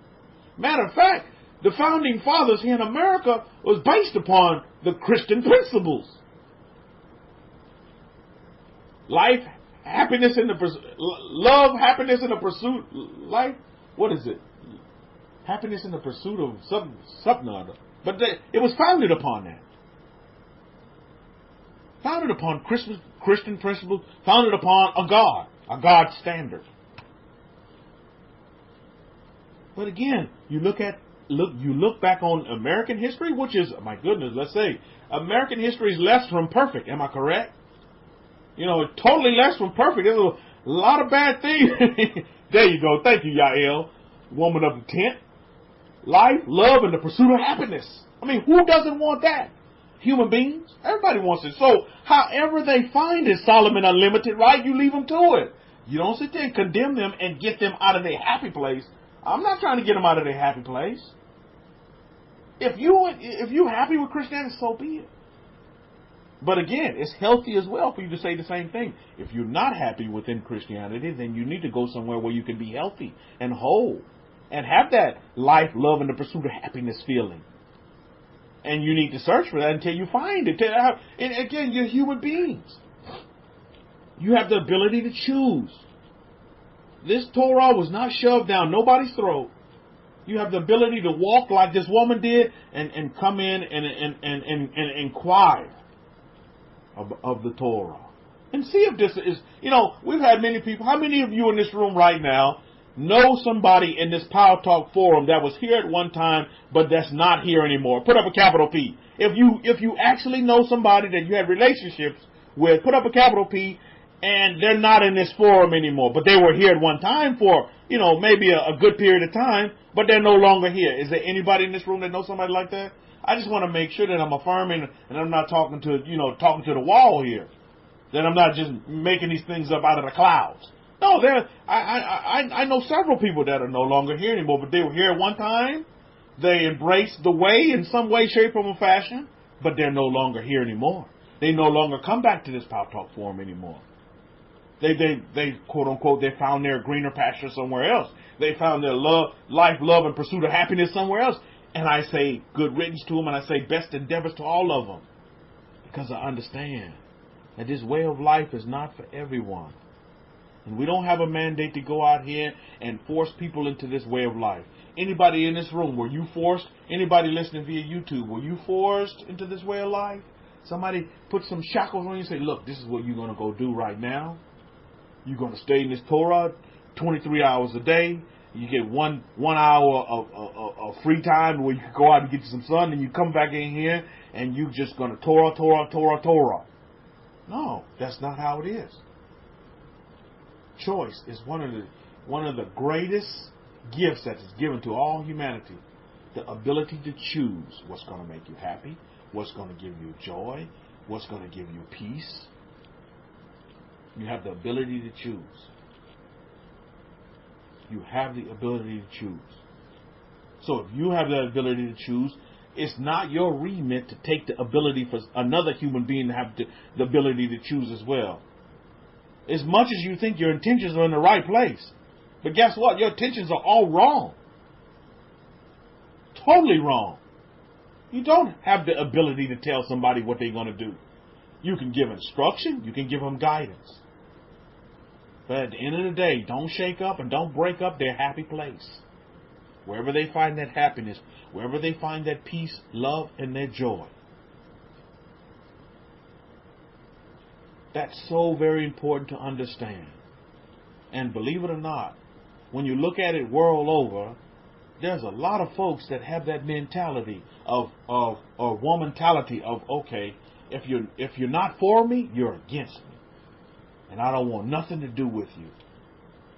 They may not say it to you just the way I said it, but if you watch their doings, you'll realize it. They'll say, wow, I used to be able to talk to that person. As soon as I told them that I don't go to Sunday church, oh, they left me alone. As soon as I told them that I don't celebrate Christmas, they call me the devil. And that's how it is as students of human nature. I used to be accepted in that group. Now they don't want me over there talking with them anymore. Or now they don't even come up to me and tell me their jokes anymore because I told them, that I don't eat pork. I'm not permitted to eat pork. But you may be permitted to eat pork, so be it. As a matter of fact, you want me to buy you a pork chop sandwich? If that's what you want. If that pork chop sandwich is going to make you happy, come on, let's double deck. I'll double deck you a pork chop sandwich. Hey, here you go. Enjoy. A wonderful life. But then you have the other side of that. You see, you have the other side. The other side is like, okay, they get angry because you don't want to eat pork. And you could tell them every good thing under the sun, and they still going to be angry with you until you eat that pork chop sandwich and be like them.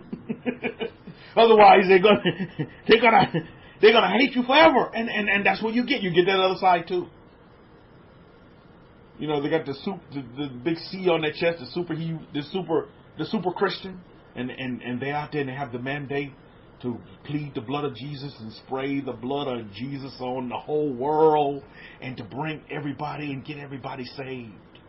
And until you say that prayer with them, that you're a sinner, chicken dinner, and that you accept Jesus into your heart and his blood will cleanse your sins. The only thing that can cleanse the corona is the blood of Jesus. I heard that one this week. I was like, oh, boy. Oh, my goodness. My goodness. But what I understand from my queen is that the only thing that can cure the corona is a pure bloodline. The pure bloodline of the Hebrews. Brukashir. Pure bloodlines can cure all that mumbo jumbo. Being pure. But the minute you start diluting, oh man, then you go down the rabbit hole. Then you lessen your chances. Your percentages start to go down. Eddie's 10 says the super pork chopper. Again, if you don't eat that super pork chopper, oh my goodness, they don't want to talk to you anymore. You're ostracized and you're put down as being the non-pork eater. But again, humanity, we just have to learn to get on.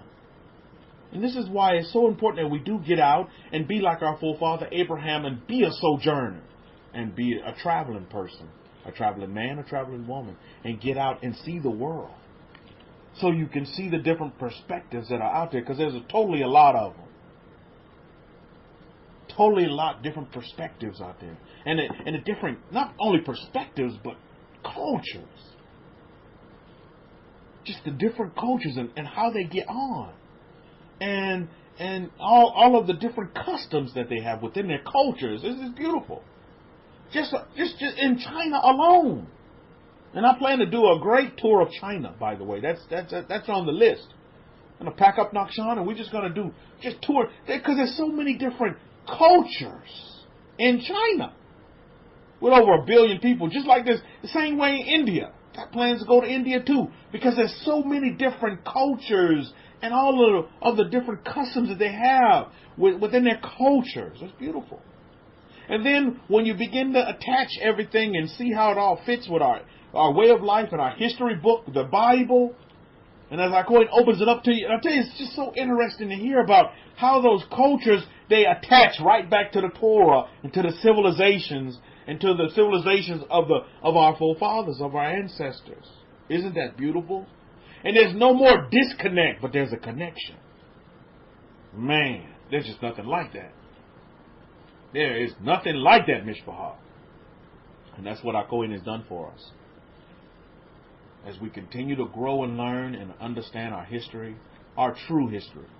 Not none of this stuff that we've been bottle fed and been conditioned over the years in our educational systems. Half of what our Kohen is telling us is just ignored anyway. They just ignore it. They change a few words and so they don't have to explain it. and they think that human beings are just totally just like, ignoramuses, when we're not. Human beings are very smart people, very, very intelligent people, if they desire to use their intelligence. If you desire to use your intelligence. And don't be hoodwinked and subjugated and hoodwinked and bamboozled, by intelligence, but actually use your intelligence. So I think that's very, very important to understand.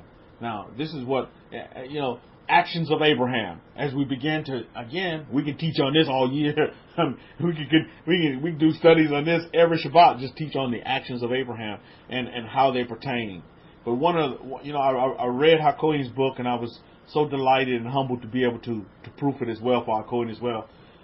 When I was reading, his book Bullseye, which is a must-have for all of you on YouTube. You really want to connect. You really want to connect with Source and who you really are. Get that book and really assist you and connect to meet your desires. Really understand that, I know a lot of you are understanding that, everything is within. But here's another question that I have for you. Well, what is within you? What power source is within you that makes you so powerful? Everybody said, well, God is within me. You understand that being here is that God is within you. You don't have to go search for him, right? Well, then the next question would be, okay, well, what is the soul? What I mean, what is it? I'm looking in and I don't see anything. It's like nothing there. But again, that the Bullseye book really, really assists with that, because it begins to tell you about, your body and its true essence and what it's really made of. You know what I mean? As we deal with the chakras and how important that is. And I think that's very vital for us to look at. I want to look at this with Abraham because, I kind of uncovered this because I studied those. HaKohen in the Bullseye book, he's got this great illustration of where your chakras are. How many of you have the Bullseye book? Put up capital B. So you know what I'm talking about. He's got the chakras and I study them and how to charge your chakras. And so I look at this daily and I study this daily. Really daily, but my daily is at night because nighttime seems to be my best time. For me, it's my best time. Night. And so I study the diagram of the chakras and where they're located. And you got your crown chakra, your third eye chakra, your heart chakra, your throat chakra. You got all your chakras lined up there. And then you got your solar plexus chakra, and you got your sacral chakra, and you got your root chakra. I mean, I have that diagram imagined in my brain, in my mind. So when I do my meditations, when I'm doing my sounds, I see those chakras. I see that diagram. This is how I do it. I see that diagram. And it brought me to this, and I know HaKohen didn't have time to get to it, he didn't, but it brought me to this, and as I look at the actions of Abraham. Genesis, and I'm going to read from, let's look at Genesis, I'm going to read from Genesis 24:1. Now, Abraham was old, well advanced in age. Again, I read from the Abrahamic-Faith Bible, the Hidden Truth Break Scrolls. Please get this book and add it to your library. It's going to truly be beneficial to you. Genesis 24:1. Now, Abraham was old, well advanced in age, and Yahweh had increased Abraham in all things. Baruch Hashem. How many of you are down? How many of you have the increase? Baruch Hashem. If you're descendants of Abraham, you have that increase. Put up a capital I because you need to claim that. You need to affirm it. You do have the increase. I don't care where you want the increase at, but you do have it. And Yahweh increased Abraham in all things, verse 2. So Abraham said to his elder servant of his bait, of his house, who ruled all over that he had, please put your hand under my thigh. Now, right there. Stop right there. Here we go. Now, how many of you are pretty familiar with the anatomy and physiology of the body? Put up a capital A. You say, Rabbi, I got this down. I'm pretty familiar. Right now, I want you to imagine the anatomy and physiology of the body. As a matter of fact, look at your body itself right now. Now, right now, I want you to take your hand and put it under your thigh. Take your hand, just like you see it's read right there. You see how we read it right there? We're told in the Torah that put your hand under my thigh. Anybody doing that right now? You're taking your hand and putting it under your thigh? Anybody doing that? Anybody putting your hand under your thigh? Okay, cool. Somebody's doing that. Under your thigh. Okay, let's continue reading on. Again, this is another great reason why you get the Abrahamic-Faith Bible, the Hidden Truth Hebraic Scrolls. Look at verse 3. And swear by Yahweh, the Elohim of Shemaim and the Elohim of earth, that you will not take a wife for my son from the daughters of the Canaanite among whom I dwell. Look at verse 4. But you shall go to my land and to my family, my mishpachah, and take a wife for my son Yitzhak. Everybody see that with me? Everybody with me? Now, if you have the Abrahamic Faith Bible, you'll understand that the hand under the thigh. Now, the only way you're going to be able to put your hand under your thigh would be if you're kind of sitting down, correct? If you're sitting down, then you can literally, if you read it verbatim, can put your hand under your thigh. But what if you're standing up? Can you put your hand under your thigh? If you put your hand under your thigh when you're standing up, then you're really touching your calf. Or you're touching, the back of your knee. You know what I mean? But as you can see with the Abrahamic Faith Bible, you're giving some great understanding on what the hand under the thigh means. The hand under the thigh actually means what? What we would consider, let's say a good medical term would be your pubic area, or what would be more common terminology would be your private area. How many of you understand that? That hand under the thigh literally means your private area, right? You got that? You with me on that? I want you to understand that, because even when I read this in the Abrahamic Faith Bible, before the understanding where I am now with Hakohim, would be like your private area, right? And I'm thinking, and I was thinking back then, I was like, what the heck?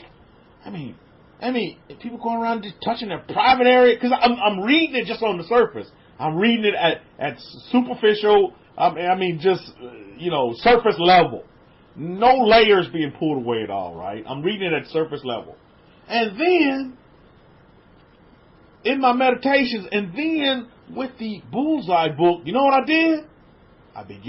The 2 and 2 begin to connect, and then I put the chakra chart on it in my imaginations. Now imagine the chakra chart, and then you begin to see what Abraham was saying. Put your hand on my root chakra. How many of you see that? Put your hand on my root chakra. Man, and we know about the root chakra, right? Isn't that something, Mishpachah? Now that makes a whole lot of sense. Because I'm like, oh, everybody just going around touching their private parts? But I didn't have the understanding. I was like, man, come on, man. There's got to be more to it than this. But now, Hakohim, bit by bit, bottle feed by bottle feed, you start to understand is that, oh, put your hand on the root chakra, not the, not the third eye chakra, not the crown chakra. So remember Hakohim's lecture last Shabbat? How he's talking about the root chakra and its importance? Look what Abraham. He didn't say go to the throat chakra or the solar plexus chakra, the heart chakra. Well, many folks in today's time, like, oh, Rabbi, you broke my heart. No, we're talking about the root chakra here.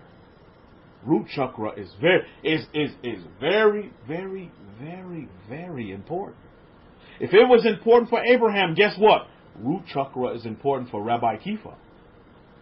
I'm pretty sure some of you saying now, Rabbi Kefa, root chakra is important for me. Put your hand under my thigh. Put your hand on my root chakra. And swear by Yahweh. Root chakra has some power. Because you can make some deals where? At the root chakra. You can make some vows where? At the root chakra. The root chakra. That's source. And when you look at the body, right? You look at the body, in its anatomical position. Let's just say supine position, where it's just, standing up, upright, or just laying on your back. You'll see that the root chakra is like the center, like the centralized part of the body. dead center mass as we talk about bullseye.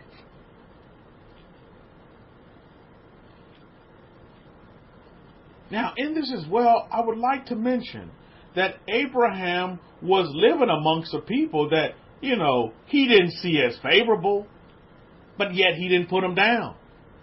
You see what I mean? He was living amongst a people that, that he did not agree with, that he agreed to disagree with. He didn't agree with their doings. Because, get this, if he would agree with their doings, he said, okay, yeah, the Canaanite people are cool. Just let them take one of the wives. I mean, it's easier, for Isaac just to take one of these wives. Yeah, they're just right here, man. They're right here. They're good people. But what is Abraham saying, really? He's like, look, man. And then not only did Abraham say it one time, my goodness. Look at Genesis 24 and verse 6. But Abraham said to him, beware that you do not take my son back there. Where is back there? Back to the Canaanite people for a wife. So you got the first one in verse 3 of Genesis 24, that you will not take a wife for my son from the daughters of the Canaanite. Then you got verse 6 saying it again. Abraham said to him, beware that you do not take my son back there to the Canaanite. And then you got verse 8 of Genesis 24. And if the woman is still not willing to follow you, then you will release her. You release her from this oath. But only do not take my son back there. 3 times. 3 times. This is said. 3 times. The importance of this is just like you can't put words on it. This is a very important time, very important moment, very important doing that needed to take place, right? Not just mere words. This is what you're going to do. And then you're going to swear by an oath that you're going to do it. Just the way I'm telling you to do it, son. Who King Jimmy likes to call the servant, who was really the son. But let's face it, the son really is a servant to his father, Baruch Hashem. That's a good title. But again, put things in perspective, he was his son as well. Very, very important for us to see that about the root chakra. So when you go through your meditations, Mishpah, understand this. Is that the root chakra. And now get this. Abraham he just lost, his main squeeze, Sarah, Baruch Hashem. What a great woman she was. Still is. What great doing she did. Still does. Baruch Hashem. And then now, how Kohen talked to us about birthing. Now, I was thinking this week, I was like, man, I could just keep going in and birthing things. I can go back into the womb. I keep going back in. It's not a one-time deal. I keep going back over and over and over again and keep birthing things and birthing things and birthing things and birthing things and bringing forth what? Life. Not just seeing my son Nakshan born from my wife and that life coming into being in all his glory, but also I can go back in and bring forth more life, and more life, and more life. Remember, every object on the face of this earth has life. It has energy to it. Money does. Material things do. Physical things do. Everything has an energy to it. But what's the source of that? So today, my desire is that the question was answered, what's within me, Rabbi? What do I have within me that gives me the keys to the kingdom? It's your chakra. It's that root chakra and all your other chakras that you do have. Once they charged up, your chakras are charged, you're ready to go. If there's blockages, then, there are ways to deal with the blockages, to unblock the chakras. You recharge them. There's other things that can be done. You can give it to Kohen. He can assist you with that. But this is the source of what your energy. This is the source of your desires. This is why that bullseye book is so very important. As I have that diagram, it's in my imagination now. And I can just pull it. Just like you flip pages in a book, I can pull up that imagination of that diagram of the chakras as I'm going through my meditations. As I'm holding up to my third eye, my desires. Baruch Hashem. It becomes so real, Mishpachah. Not fake. It's not phony, baloney, mumbo jumbo. It's all in you. Just like it was in Abraham, by the way, as I text, who was taught by Noach. You think Noach had some power? You think Noach had some energy? Who's also taught by Shem. These were his teachers. Man, what a great student Abraham turned out to be, right?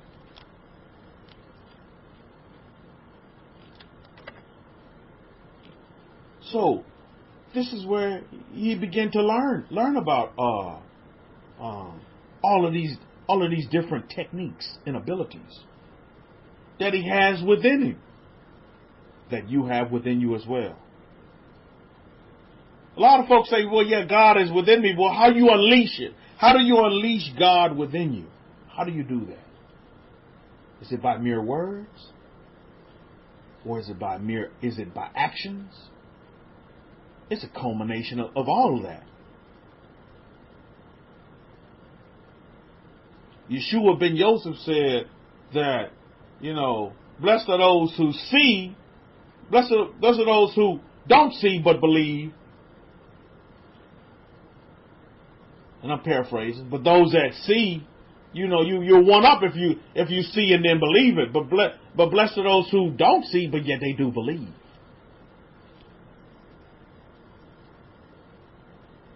Seeing is believing, right? But believing is also seeing. You see what I mean? So the two, they're intertwined. This is why, visualization is good. It's good that you see it, but then you got to believe it. So what helps you believe? You write it down. You do your meditations. You affirm it. Then you see it. The seeing and believing go hand in hand. You see?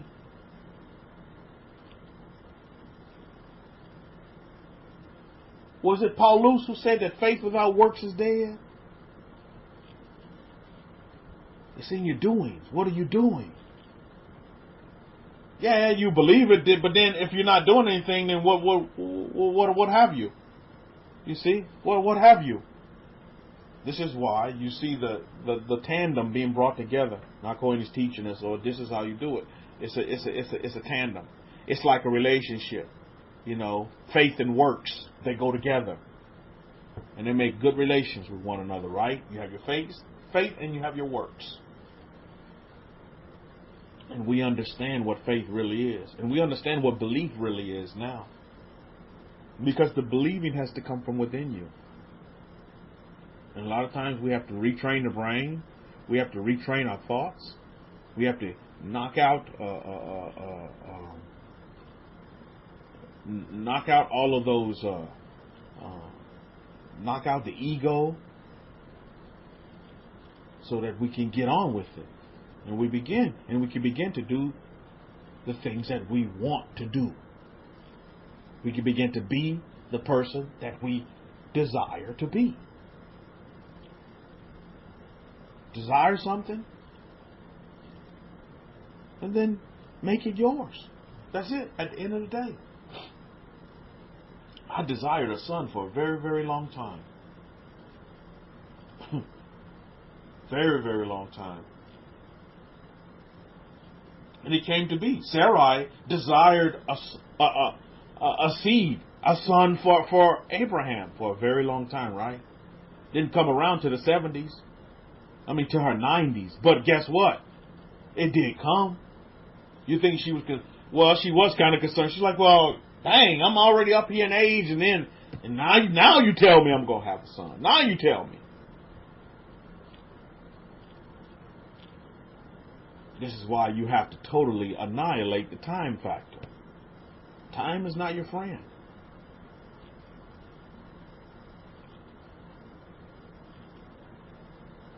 Time is not your friend.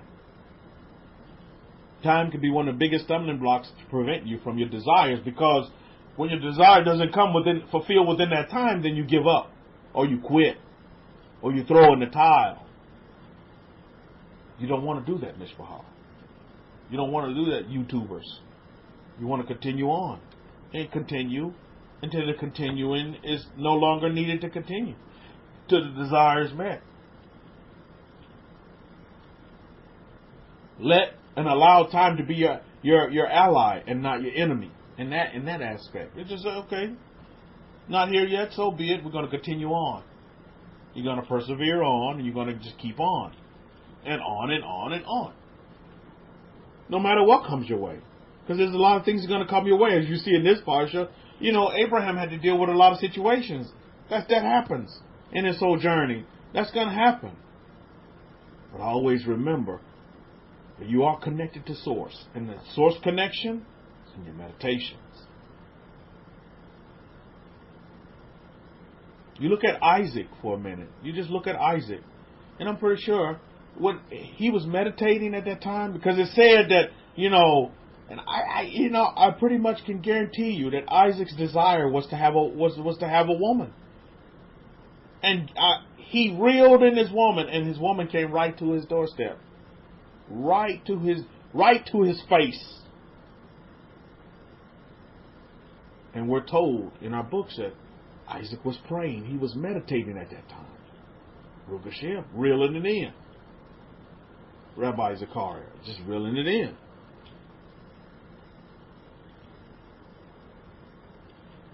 Reeling it in, Mishpahah. You too can reel in whatever comforts you. If I ask you that question right now as I'm closing up, what gives you comfort? Reel it in. If I ask you right now, name one thing right now that gives you comfort. One thing that comforts you. Well, what would that be? One thing that comforts you. What would that be? If I ask you right now, what name one thing that comforts you. What gives you comfort? Desire it. And then just reel it in. Meditate on it, affirm it, visualize it, and it will be. Because you have God within you. You have God within you. You don't have to go search for God. God is already within you.